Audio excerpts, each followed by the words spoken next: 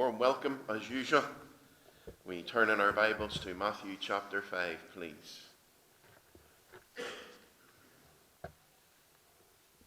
Matthew 5, reading verses 1 to 12. Special emphasis on verses 11 and 12. And seeing the multitudes, he went up into a mountain, and when he was sat, his disciples came unto him. And he opened his mouth, and he taught them, saying, Blessed are the poor in spirit, for theirs is the kingdom of heaven.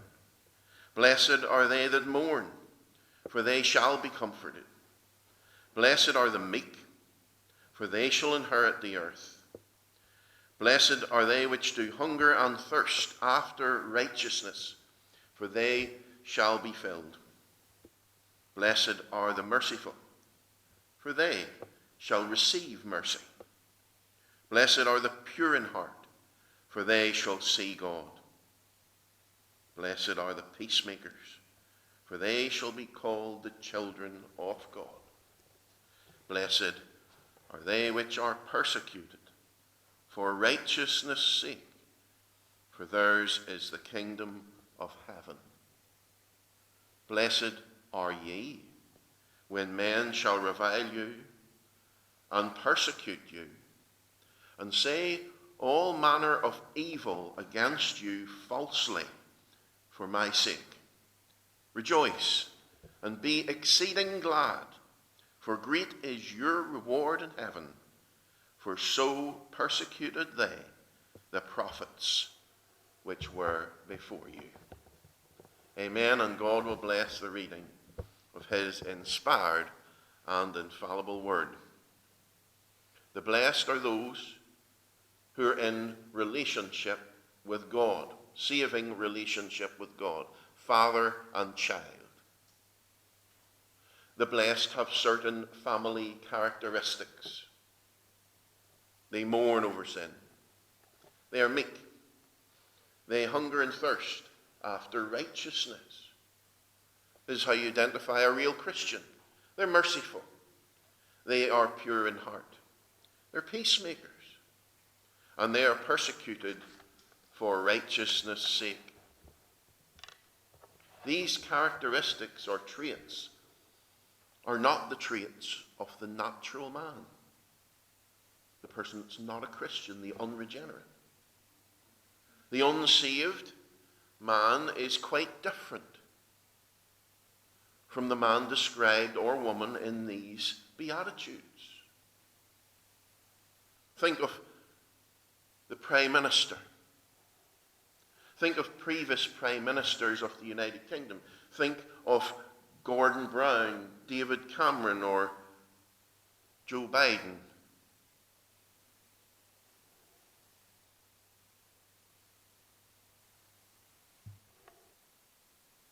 Could they be described in this way? Could they?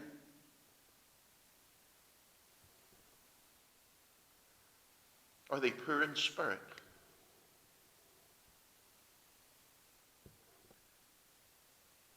Do they mourn over sin? Do the unregenerate mourn over sin? No. They celebrate it. Every year in number 10 Downing Street, they have a party celebrating sin. Gay pride. They rejoice in sin. They don't mourn over it.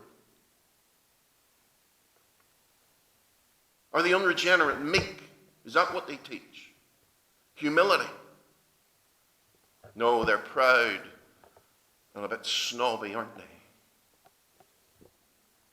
Do they hunger and thirst after righteousness? No. They hunger and thirst after sin, money, position, and pleasure.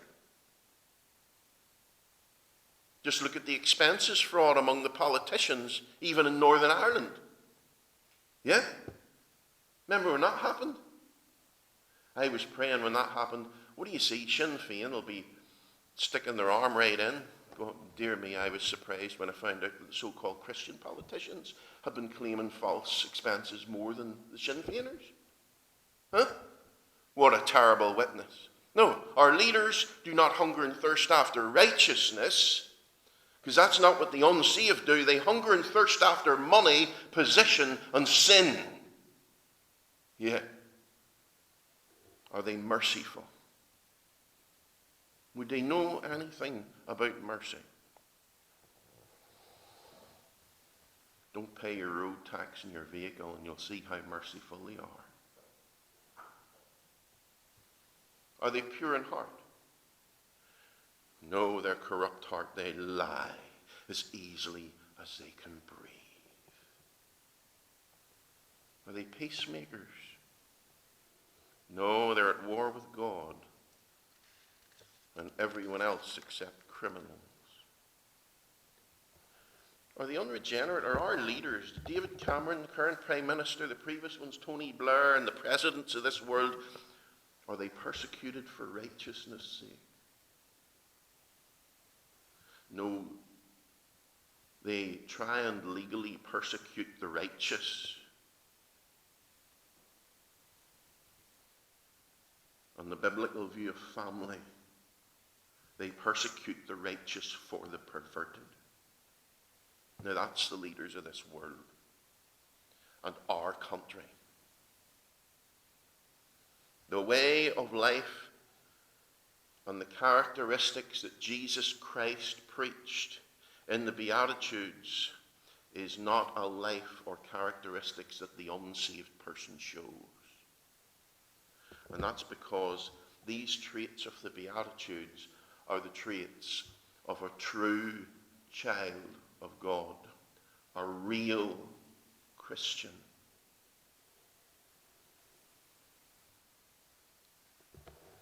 Someone of whom it can be said, theirs is the kingdom. They shall inherit the earth. They shall be filled. They shall obtain mercy. Obtain to have it. They shall see God. They shall be called the children of God. Theirs is the kingdom. Now the Beatitudes end in verse 10 of chapter 5. Because the Beatitudes all contain the same pattern. Blessed are they, 5 times and 3. General words in a sermon. Then we come to verse 11 and it says, blessed are you. Ye, in King James, you. Now it's becoming personal. Direct. Because he brought the 11 up into the mountain, didn't he? Or the 12, the disciples. And he's saying, blessed are you now. The apostles, the hearers. Matthew Henry, the Puritan, says, the teaching of these two verses is firstly to be applied to the preachers of the gospel. That's the primary application, but it's not the only application. It certainly is not.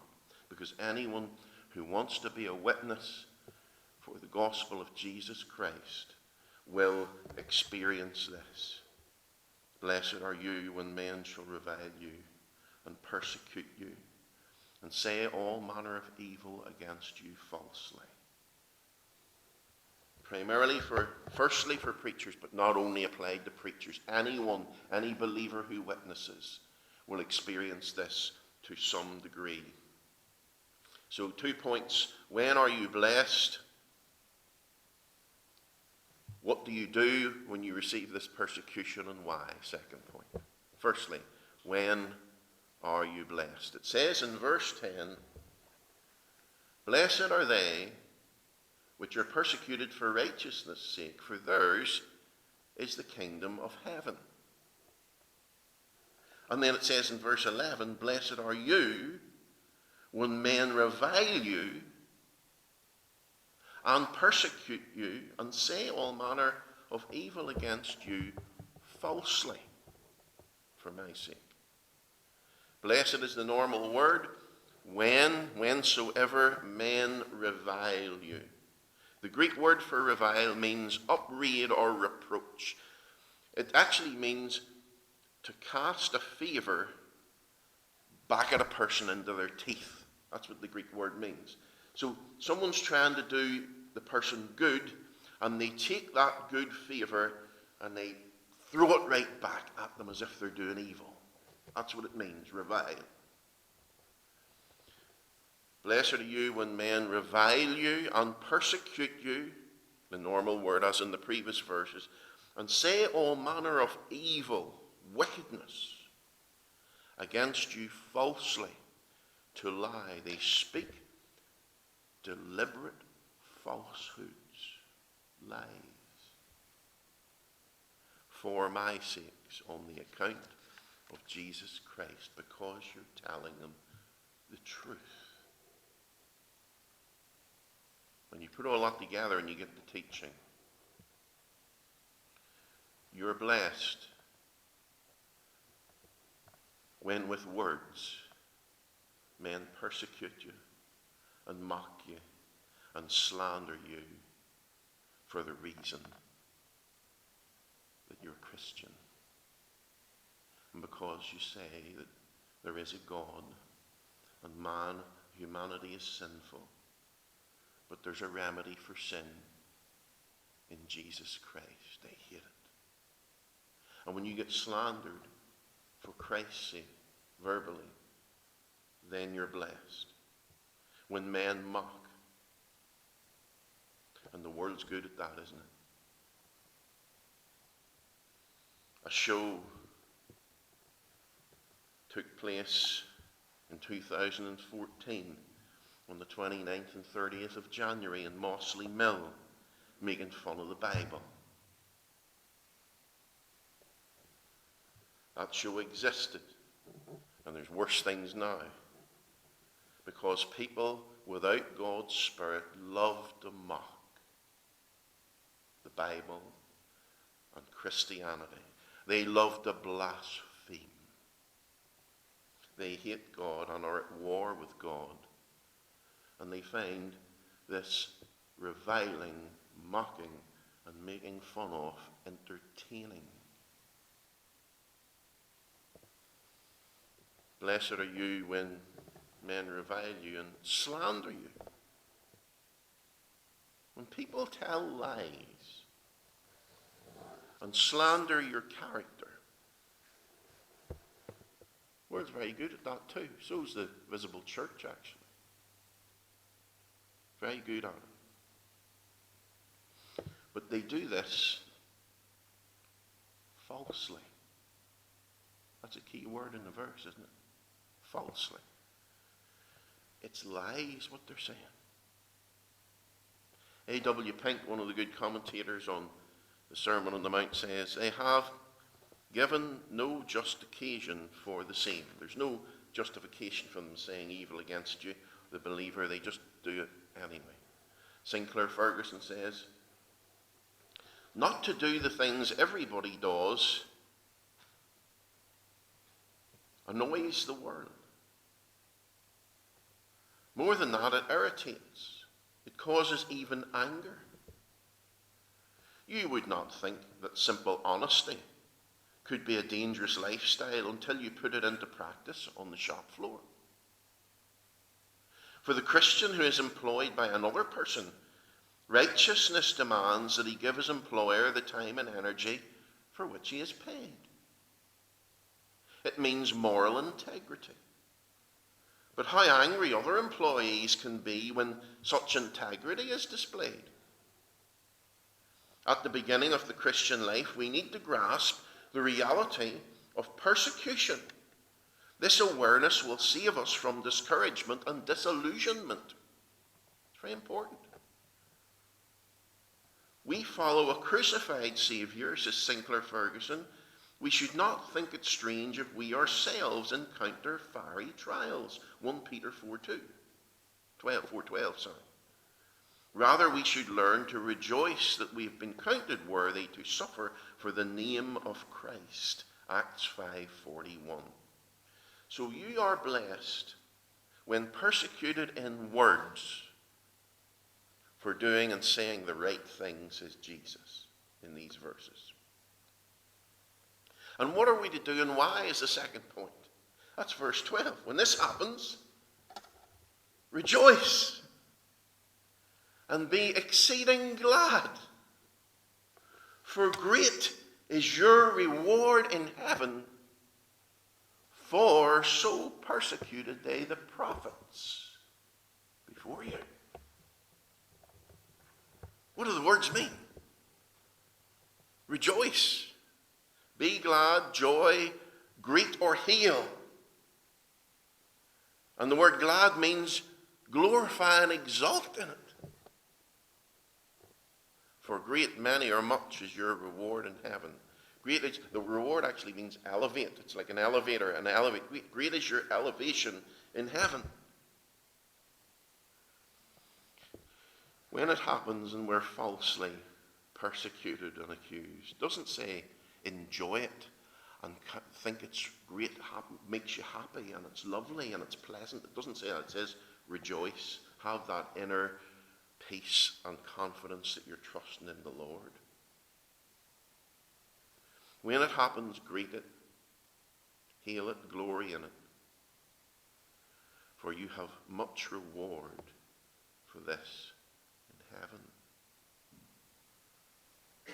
And you know what else? When you receive persecution verbally, like this verse says, it shows you're of good pedigree. Because that's exactly what they did to the prophets before you. The real Christians. It's a proof you're a real Christian. This is what they did to Jeremiah and Isaiah and Elijah and Moses, all of them. Malachi. So persecuted they, the prophets which were before you. You're really a man or woman of God when you receive this persecution for doing what is right. Greet it, hail verbal slander and reviling, because you know it's what Christ said you could expect. Now, that's the teaching, the first 2 points I've just given you of the verses. Now I want to come to some application and lessons from this, as I said last week. What are we to learn even from verses 10 right to verse 12? This is something I do believe that many Christians in our country have forgotten. And you hear them saying, why is this happening to me? Why, as if they're being picked on or something. Listen, the first thing we need to learn, or this passage teaches, is this. The Christian life, the Bible teaches, the Christian life is not a walk in the park.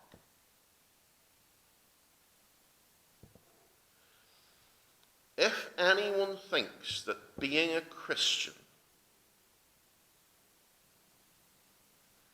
leads you to a life with no conflict and no hardship,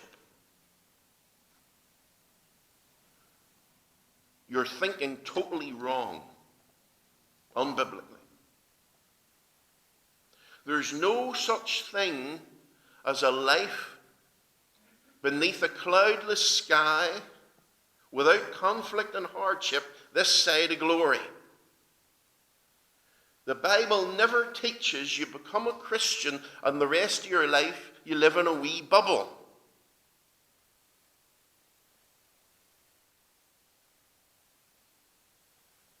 The truth of the matter is,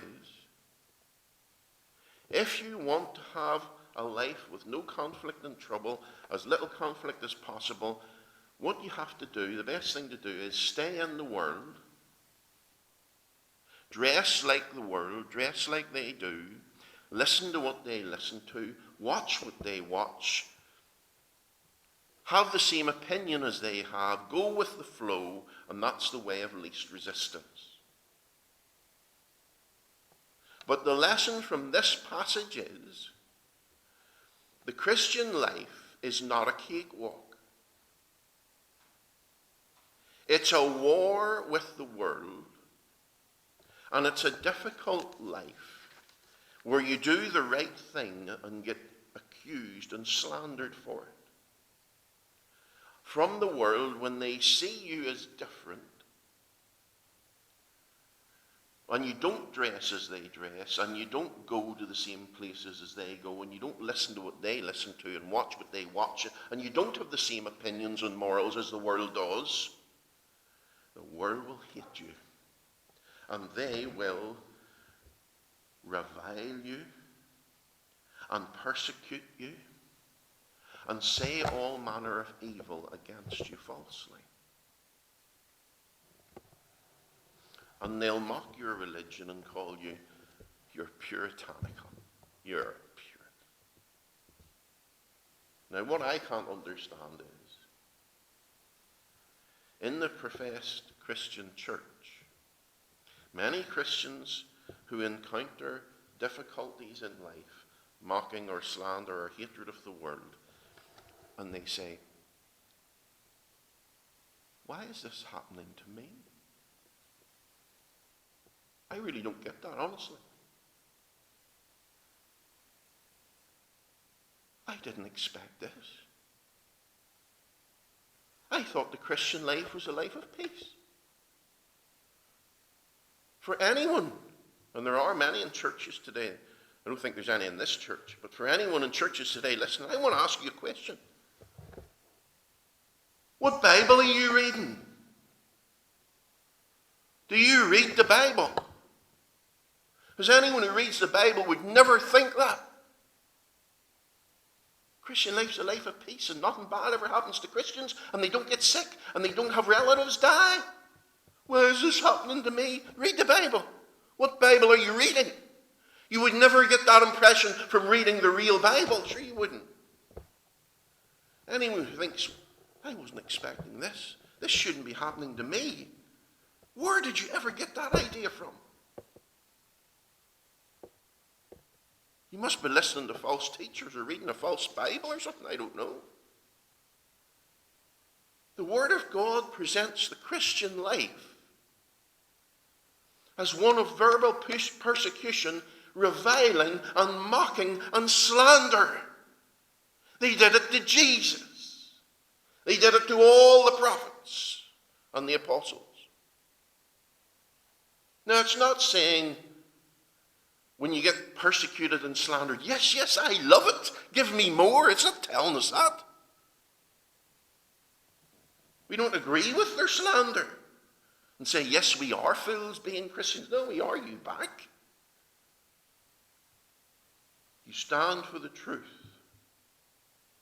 And you show the world where their reasoning and their arguments are false. You show them their falseness. That's not true. And you show them their shallow lifestyle and their pettiness. And when you do that, you've got a war. Spiritual war.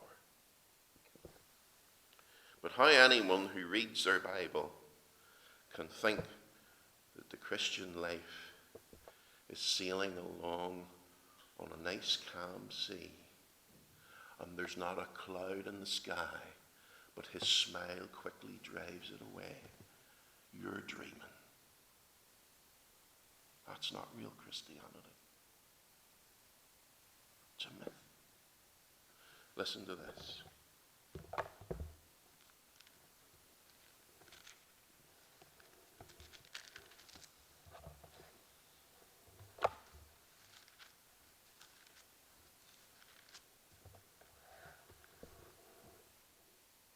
Others had trial of cruel mockings and scourgings, yea, moreover, of bonds and imprisonment. They were stoned. They were sawn asunder.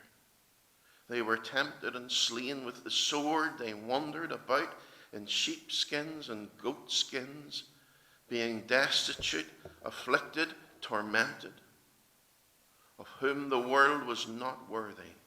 They wandered in deserts and in mountains and in dens and the caves of the earth. Not exactly name it and claim it. If anything bad happens in your life, it's because you've sinned. No. No. Fiery trials. 1 Peter 4:12. Acts 5:41. Suffer for the name of Christ. For doing what's right. Where would you ever get the idea from reading the Bible that the Christian life is like a teddy bear's picnic? You wouldn't. If any man will come after me, let him deny himself, take up his cross, and follow me, says Jesus. What's a cross?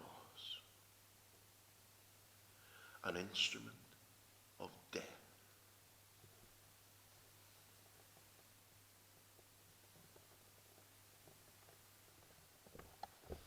What else can we learn?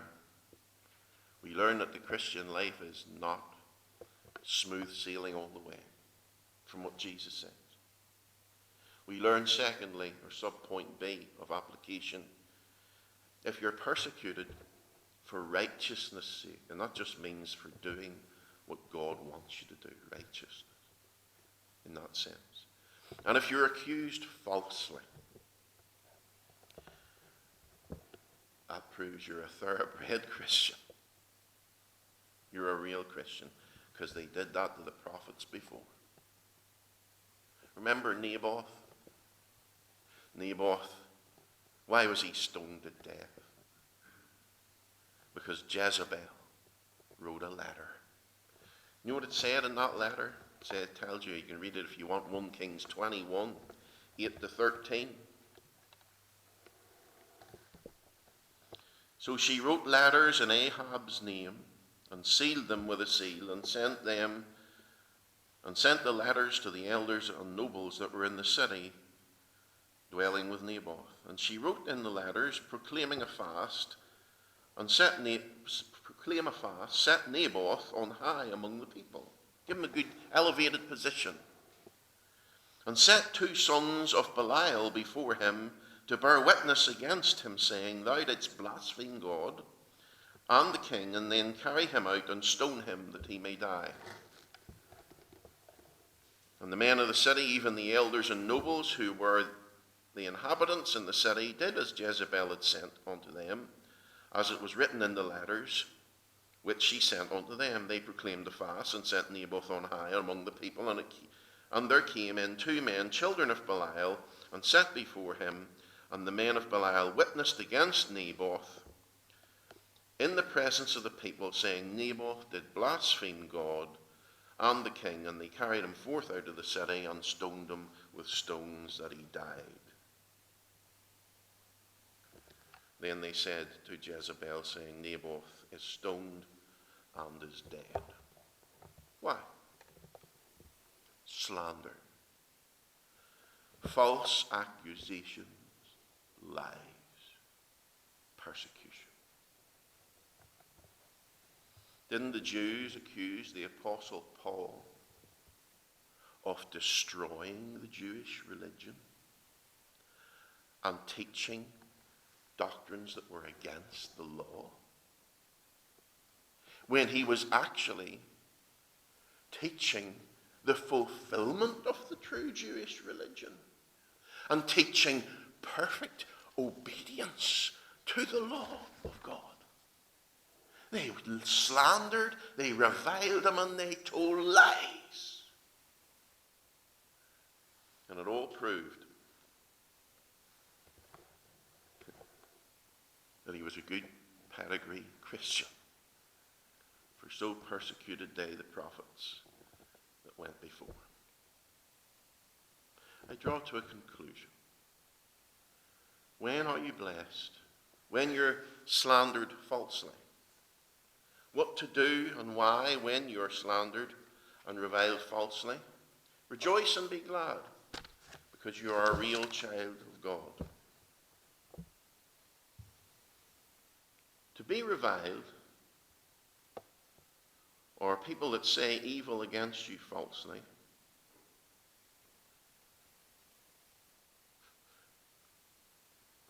we see this today all the time, don't we? You preach or pray or witness against gays or trans What will happen? You'll be accused of hate. And they'll say you've got homophobia. Well, it's quite the opposite, of course, because phobia means fear of. You don't even know the meaning of words, even though they put it into legislation. It's quite the opposite.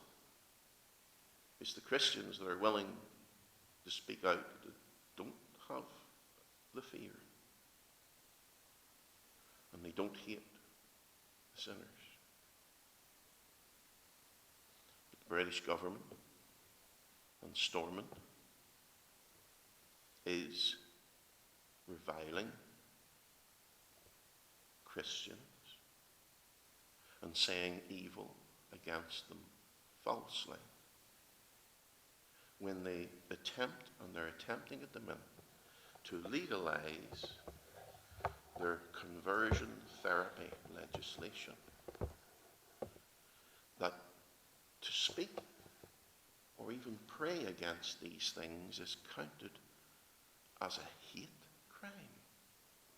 That's a false accusation. Because to think or pray against these things is love and care. It's the opposite. Let me give you this. I got this from Christian Concern.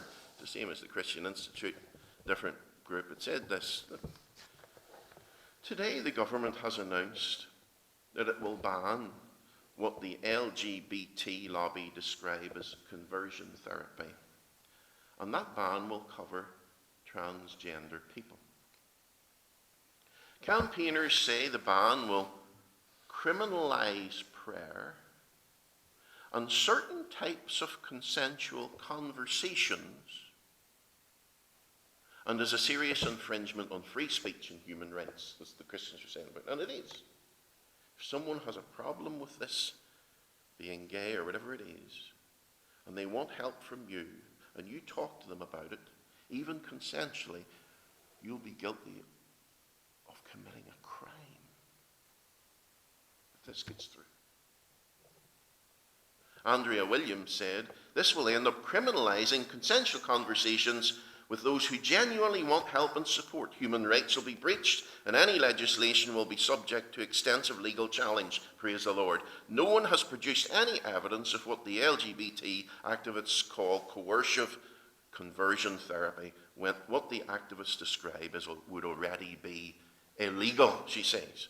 But this ban is all about silencing and criminalizing anyone who questions or opposes homosexuality.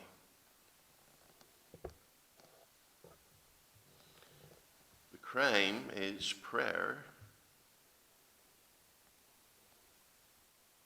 or talking with people to try and help them. And it's portrayed as, by this legislation and the government, as Christians reviling or hating these people. And you're not allowed even to help them if they want. But the truth is quite the opposite. It's a false accusation and false reviling, because the Christian will speak and try and help these people, not because they hate them, but because they love them.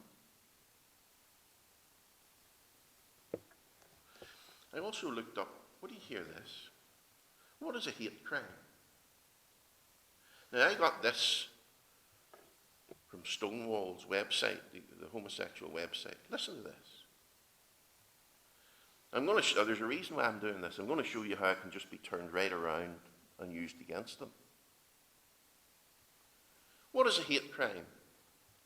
A hate crime is abuse or violence committed against someone because of their orientation or gender identity. So abuse or violence against someone, any kind of abuse against someone because of their orientation or gender. That's not enough.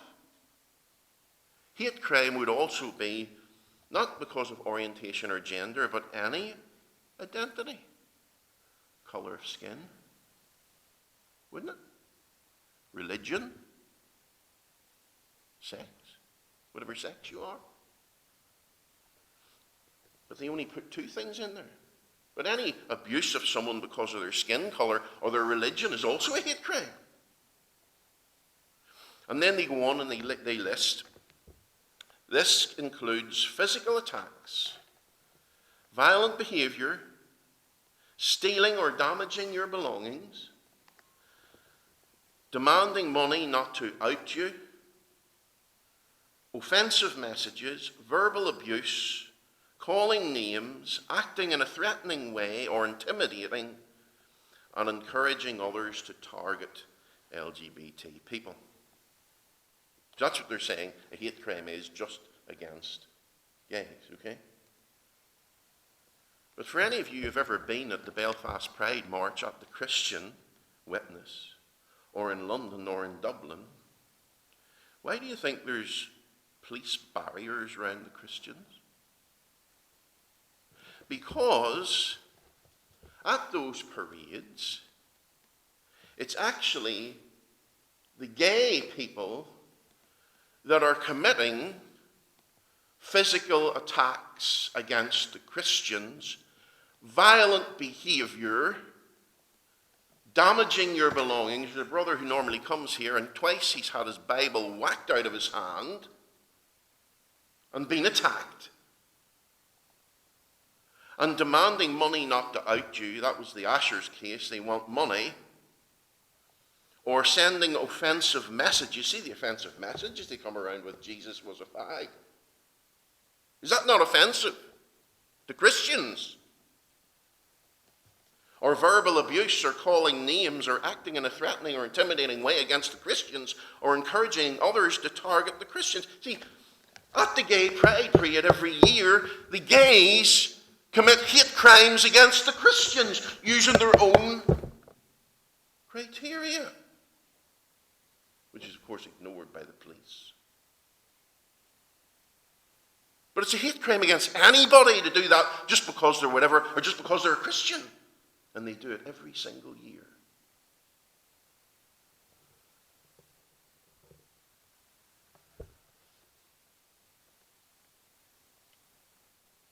And it's also partial because they pretend we hate them, but they're the ones that actually, the evidence is there. They're the ones that they hate us. And the police, they're so partial and biased, aren't they? Because they paint their Land Rovers rainbow colours to support the so-called gays and the police force, but they don't put Bible texts on their Land Rovers at Easter time to support the Christians, because they're totally partial and biased. You see, this is Christians are the ones that are being reviled and evil spoken of and falsely accused of hatred when we don't hate them. Real Christians are persecuted for righteousness' sake. They want to help people. They want to preach the gospel and show people you can be delivered from all forms of sin. And yet that's portrayed as hate. Exactly what we have in the verse. We're being reviled. We're having evil spoken against us falsely for Christ's sake. And what about the silent, professed Christians in Stormont? They're a joke. They have compromised and voted us into a moral oblivion. So what are we to do? Christians are evil spoken of and reviled for preaching the truth by deviants and our government. What are we to do? Are we to be sad and give up and say, oh dear, this is terrible? No, here's what we're to do. Rejoice and be exceeding glad, for great is your reward in heaven. For so persecuted they the prophets that were before you. Jesus sees, and he rewards principled, faithfulness, not pragmatism. And when we receive persecution, it shows that we're true Christians. Christians, you're real Christians. If the world hates you as it hates Christ. But we rejoice in these things and we keep on witnessing and trying to do good because we expect this. We don't go around saying, why is this happening to me? Because we know that the Bible has taught us that it will. We are blessed when we're persecuted for righteousness' sake. Thank you for your attention, and God bless you.